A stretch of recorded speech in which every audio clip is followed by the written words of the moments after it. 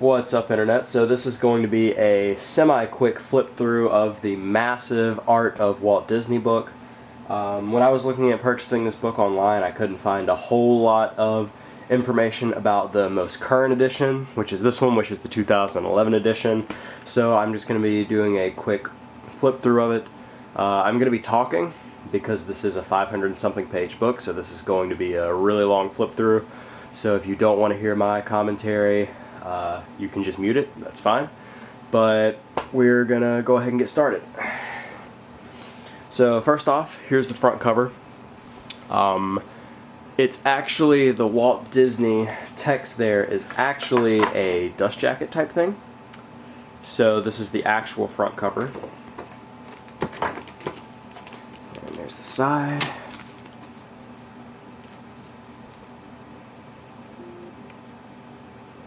Here's the back.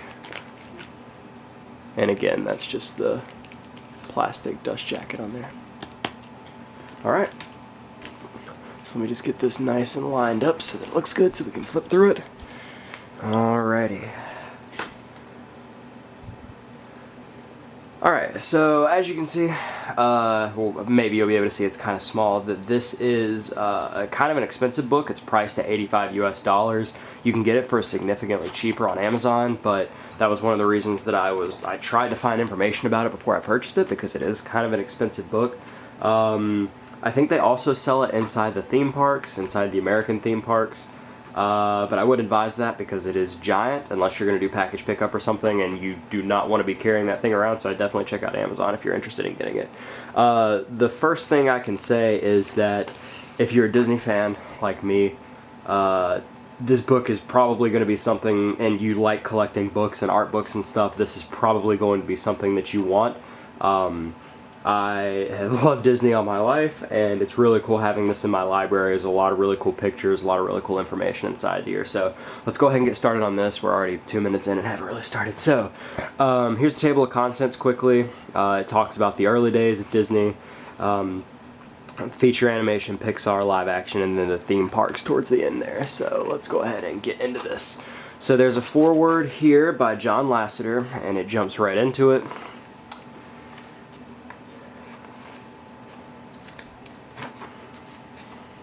And I should also mention before we start that this is the 2011 edition of the book, the most recent one. There are older editions.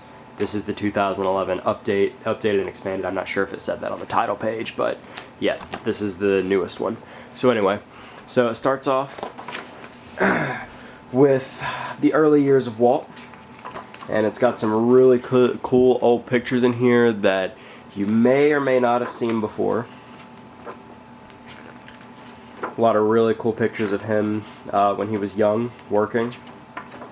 There's a really cool picture of him there when he was really young.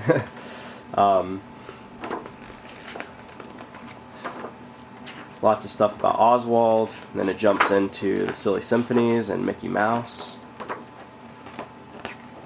And there's a lot more written text information in here than I thought there would be when I was purchasing the book. Which is actually a good thing. It's got a good balance of pictures and text, I think. There's a lot of really cool information. This book was really well researched. The author, he accessed some people at the archives and talked to a lot of people, and it's really cool reading some of the information that he got, and it's pretty, from what I can tell, pretty accurate and well researched. So it's a really good read all the way through. It's really interesting.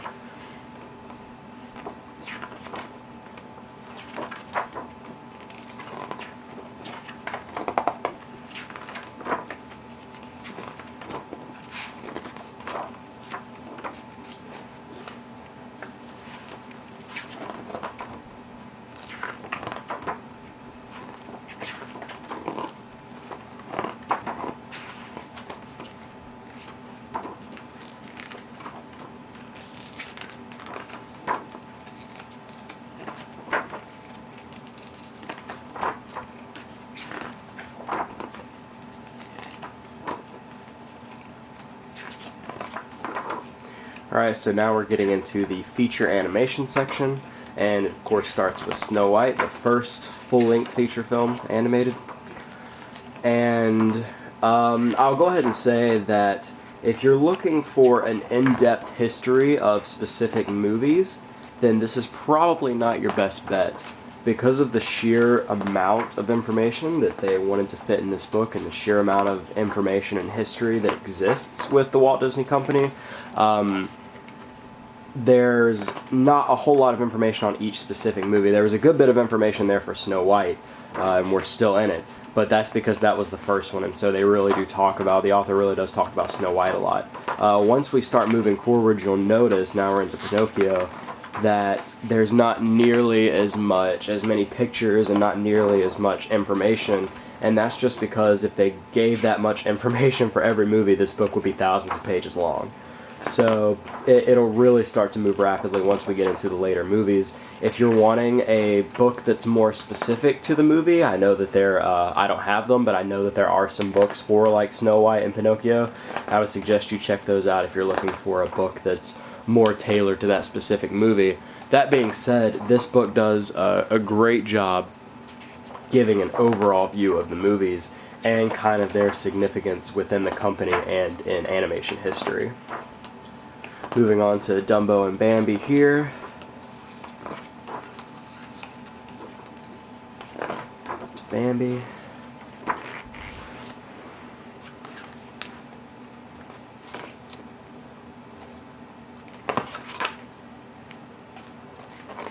This movie, Song of the South, and there's Bob and Mr. Toad, Cinderella. And I'll also say that it does a good job at hitting the famous movies. There's Peter Pan there, but it also does a good job at making sure that some movies that are maybe less well known and have less material on them get their fair share as well. There's Alice in Wonderland, Lady and the Tramp, Sleeping Beauty, 101 Dalmatians, Sword in the Stone, Jungle Book.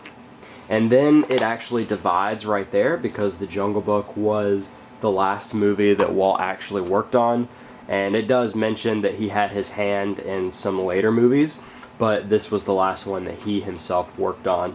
So it talks about the end of an era and the beginning of a new one. So it goes into Aristocats, Winnie the Pooh, Robin Hood, Rescuers, Fox and the Hound, and then into New Beginnings, The Black Cauldron.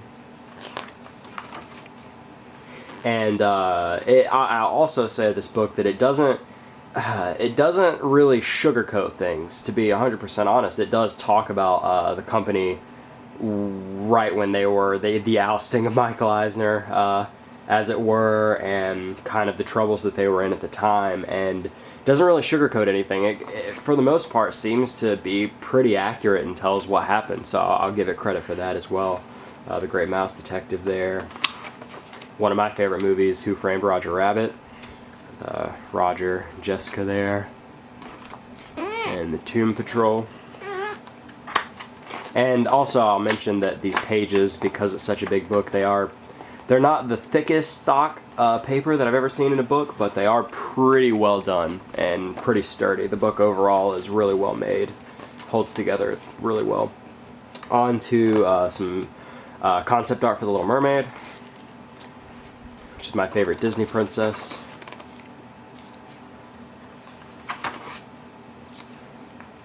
Then it jumps into Beauty and the Beast, which gets a good chunk dedicated to it.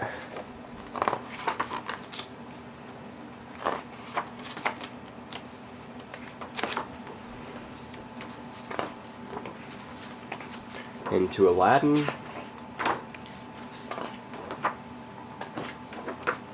The Lion King,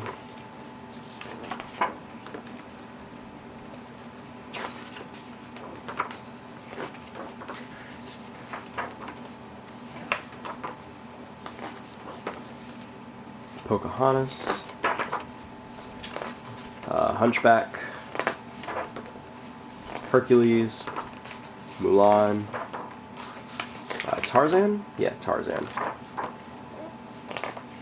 Fantasia 2000,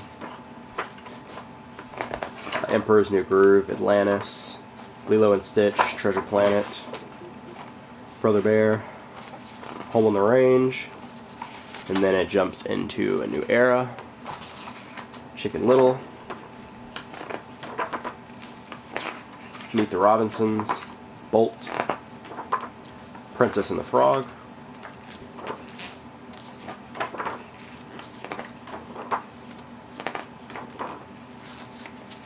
and then it goes into the final feature film that is mentioned in this section, and that is Tangled, because this book did come out in 2011, so newer movies are not in here, obviously because they weren't out yet.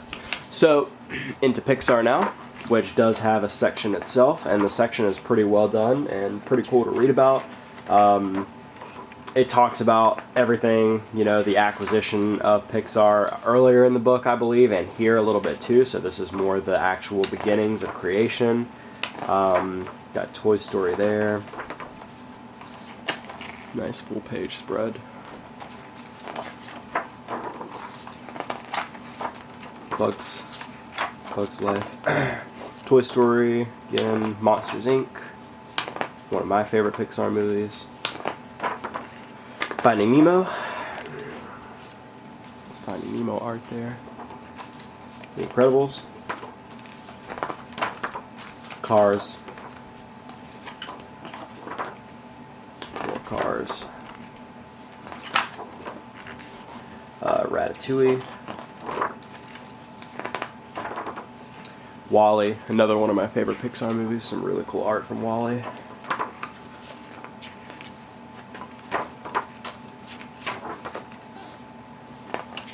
Up.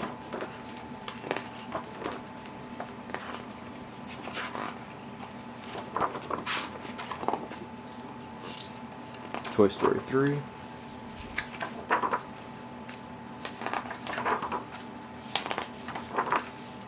And on to live action. This isn't a very big section, even though Disney does have a good bit of live action movies in their history. It's divided into two parts. What was created when Walt was alive, there's Mary Poppins, and then after Walt here. And there's a little section with, well, Tron there, but then talking about Tim Burton and The Nightmare Before Christmas. We've got 101 Dalmatians live action movie, and then a couple of remakes, like Freaky Friday and The Parent Trap. Pirates of the Caribbean. Enchanted, down there at the bottom. The Tim Burton Alice in Wonderland live action movie, and Tron Legacy. And then it gives a little bit of space, just a couple of pages, to the stage productions. So see Beauty and the Beast there, The Lion King, Little Mermaid, and Mary Poppins. And then it goes from there into the theme parks. And this is another small section, because this isn't a dedicated theme park book or anything, but it does have some really cool pictures and stuff. It starts out in Disneyland, the original park in California. Picture of Walt there on Main Street, that you've probably seen before if you're into the Disney theme parks. Cool Disneyland map. Another picture of Walt in Disneyland. And then there's Disney World in Orlando, Florida. Another picture of Disney World. And then it talks about Disney World for a little bit. There's Epcot, the monorail going through Epcot.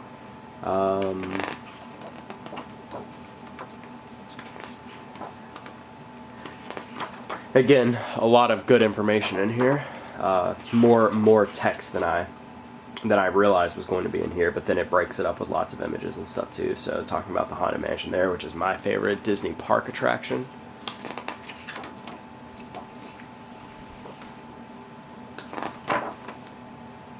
Picture of Epcot again. Hollywood Studios, and yeah, it does mention a good bit about the Disney World park, more so than Disneyland, it seems. Animal Kingdom. Then talking about renewal, there's some pictures. There's World Bazaar in Tokyo Disneyland. There's a poster for Big Thunder Mountain in Tokyo Disneyland. There's some pictures of Tokyo Disney Sea. Then there's Phantom Manor at Disneyland Paris. and the castle at Disneyland Paris.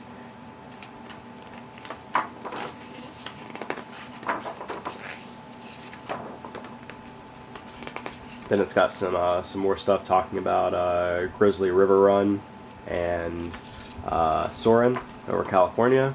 And then this was before the Cars Land section of California Adventure was open, so this is just some concept art of what it was going to look like. So there's Cars Land, and then he kind of just wraps up towards the end of the book. There's a really big concept art piece of the renewed California Adventure, what it was going to look like after its restructuring, with World of Color there and Cars Land over there and everything. And then it hits the index, and so it goes through that for a little bit until the very final page, that famous picture of Walt walking through the castle in Disneyland, his original park, and we've reached the end. And I don't think I mentioned his name, but the author was named Christopher Finch, and he is the same person who did the original version of this and the updated versions ever since. And yeah, so that's about it. Like I said, this is definitely something, if you like books and if you like Disney history, you like just having stuff like this in your library like I do, this is an awesome book to get. If you're looking for something that's more specific to maybe certain characters, certain movies, certain creators, I would maybe look elsewhere, only because that's going to give you a more in-depth look at those movies. But if you want a good history lesson and a good overall view of what the company has created over the years, this is definitely a book to look into. And I think the final count on the pages was, yeah, right over, this is 502 right here, so right over 500 pages. But anyway, so this book has run extremely long. I think we are at 17 minutes now, so I hope you enjoyed. If you like this type of video and you want to see more, please let me know in the comments or leave me a thumbs up. It would mean a lot. I'd like to hear from you if anyone watches this at all. So thanks a lot, and see you next time, Internet.